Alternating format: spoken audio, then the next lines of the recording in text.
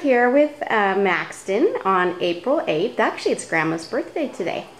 And Maxton has just finished his breakfast. And he had some yogurt with applesauce and some toast.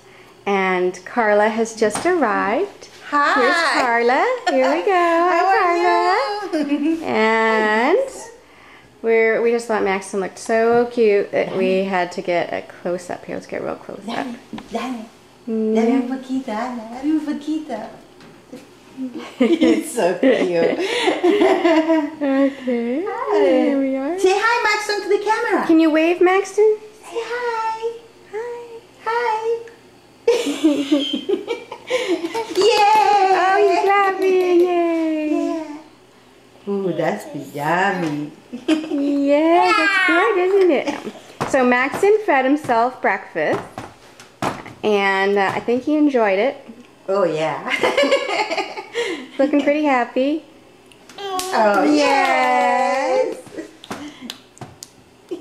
Did you see this? I don't. Yay! It's delicious, Maxton.